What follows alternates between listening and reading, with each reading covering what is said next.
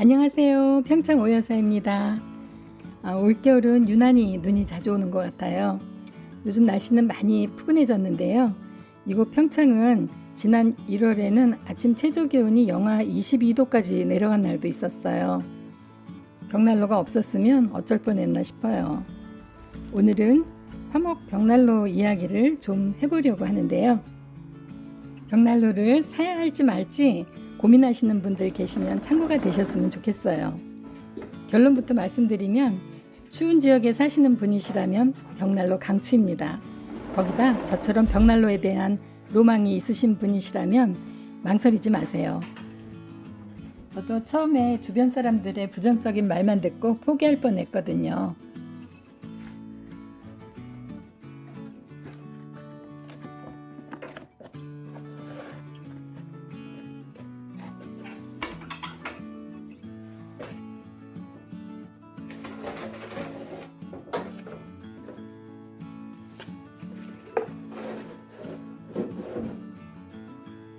제가 이제까지 살아오면서 가장 잘했다고 생각되는 게 시골로 이사한 거예요.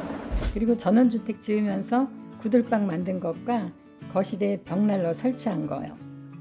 사실 이사하기 전에는 강원도가 겨울에 얼마나 추운지 잘 몰랐어요. 벽난로도 필요할 거라고 생각해서 샀던 게 아니고 건축박람회에 갔다가 우연히 벽난로 전시장에 들렸을 때 본 그 주물 벽난로가 너무 마음에 들어서 전원주택에 갖다 놓으면 운치도 있고 꽤 멋있겠다 싶어서 산 거였거든요. 지금 10년째 사용하고 있는데 정말 요긴하게 잘 쓰고 있어요. 벽난로가 있으면 좋은 점들이 아주 많은데요. 우선 난방비가 많이 절약돼요. 시골집들은 단열을 한다고 해도 우풍이 있는 집들이 많아요. 바닥이 따뜻해도 실내 공기가 차죠. 보일러로 실내 공기까지 따뜻하게 덮으려면 시간도 오래 걸리지만 난방비가 장난이 아니에요. 그런데 벽난로가 있으면 장작에 불 붙이고 한 10분 정도만 있으면 벌써 실내가 따뜻해져요. 강원도는 겨울이 길어서 저희는 11월부터 한 2월까지 4개월 정도 벽난로를 사용하는데요. 저녁에 이제 해질 무렵부터 한 4-5시간 잠자기 전까지 벽난로를 떼고요. 그리고 아침에 일어나서 한 2시간 해 뜨기 전까지 또 벽난로를 뗍니다. 저희는 주 난방으로는 전기 보일러를 사용하는데요. 밤에 잘 때만 바닥을 덮이는 용도로 쓰고 있어요. 그리고 온수는 펜션을 하고 있어서 온수 사용량이 많아서 전기 온수기를 따로 설치해서 쓰고 있어요. 그리고 겨울철 분위기 내는 데는 벽난로만한 게 없어요. 눈이라도 내리는 날 벽난로에 군고구마 구워 먹으면서 창밖에 눈 오는 풍경을 보고 있으면 잡념도 다 사라지고 마음속까지 따뜻해지는 느낌이에요. 재치우고 관리하는 게 조금 번거로울 수도 있는데 추운 겨울 따뜻하게 지낼 수 있는 거 생각하면 그 정도는 별로 귀찮다는 생각이 안 들어요. 그리고 연기나 이산화탄소, 나쁜 냄새 이런 거 걱정하시는 분도 계신데 저는 별로 불편을 못 느끼고 있어요. 좋은 난로를 잘 선택하셔서 제대로 사용하시면 그런 걱정은 안 하셔도 돼요. 그리고 난로만큼 중요한 게 잘 말린 장작을 사용하는 거예요. 잘 말린 장작을 사용하게 되면 완전 연소가 돼서 연기도 물론 안 나오지만 열 효율도 좋고 재도 적게 나와요. 근데 잘 마르지 않은 장작을 떼게 되면 불도 잘 안 붙고 또 목초액 냄새가 나기도 하고요. 그리고 끓음도 생겨서 앞에 그 유리도 지저분해지고 그리고 연통이 막히는 원인이 되기도 해요. 그리고 연통도 중요한데요. 기역자로 꺾인 것보다는 일자로 설치하는 게 좋고요. 그리고 좋은 재질의 연통을 설치해야 오래 사용할 수 있어요. 그리고 3년에 한 번씩은 청소를 해주는 게 좋은데요. 그 주변에 보면 연통 청소 업체를 찾기가 쉽지가 않더라고요.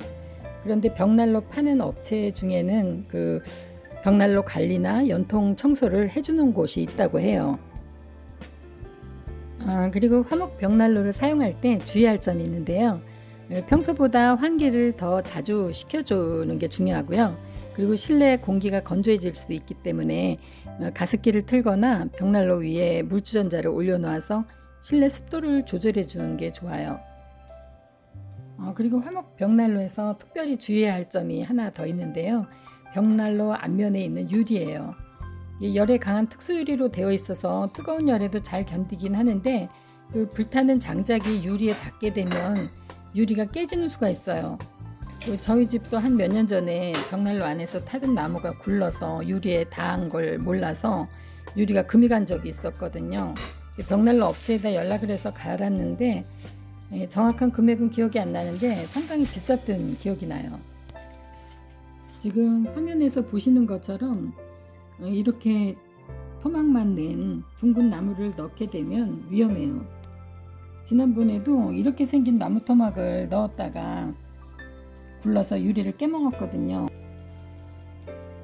그래서 나무가 굵지 않아도 세로로 한 번 더 자르라고 말을 했는데 우리 집 남자들은 신경을 안 쓰네요. 아무래도 나무 뽀개는 기계를 하나 사야 될 것 같아요. 저는 지금도 신경이 쓰여서 난로 안을 자주 들여다보게 돼요. 그리고 벽난로를 구입할 때 저는 벽난로를 사용했던 경험이 없어서 디자인만 보고 벽난로를 선택했는데요. 모양보다는 기능을 먼저 보고 선택하시라고 말씀드리고 싶어요. 요즘 시중에 보면 장작 소모량은 적으면서 열 효율이 높고 연소 시간이 긴 그런 좋은 벽난로가 많이 나와 있어요. 그리고 주택을 새로 지으시는 분들은 미리 벽난로 설치할 장소를 정하셔서 공사할 때 벽면이나 바닥 재료를 내열 자재로 마감을 하시면 좋을 것 같아요.